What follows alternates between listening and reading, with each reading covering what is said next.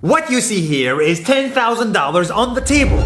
You can take this money as a loan, but I will charge you a little bit of interest rate. Like most people, you take the money and you go buy a nice car. But in 10 years, it's time to pay me back. And because of interest rates, now you owe me $20,000 and not 10. You will say, I don't have money to give you. And if you don't, I take your car and a piece of your house. This is how debt works. And after 3 years of traveling the world, I noticed that this is exactly what China is doing. For example, take the small island nation of Sri Lanka. This developing country needs money and China has a lot of it. So Sri Lanka took billions of dollars in Chinese loans. It was easy money just there to be taken. And with that, they built skyscrapers, highways, airports, and shipping ports. The country grew and prospered.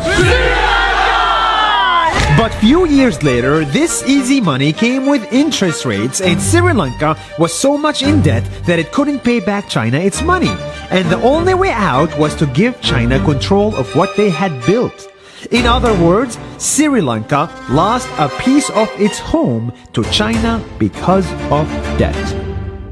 This is the Chinese money trap. And it's a real thing I saw all over the world.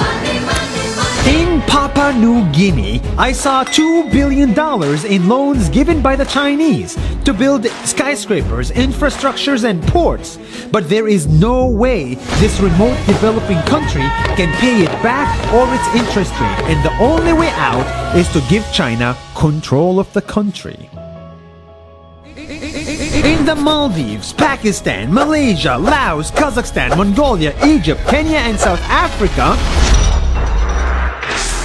the same thing is happening, and many countries are struggling to pay back Chinese loans. If you look closely, all these infrastructure projects like highways, ports, and bridges connect to China through the sea or through the land to form something far bigger, far more powerful than just a bridge. A new Silk Road.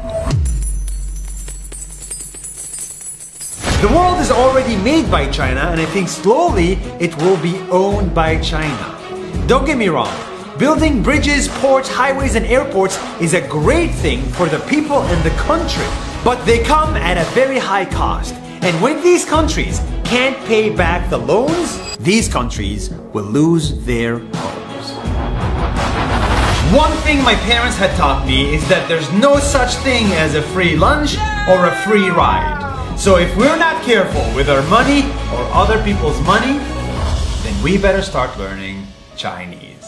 下周见。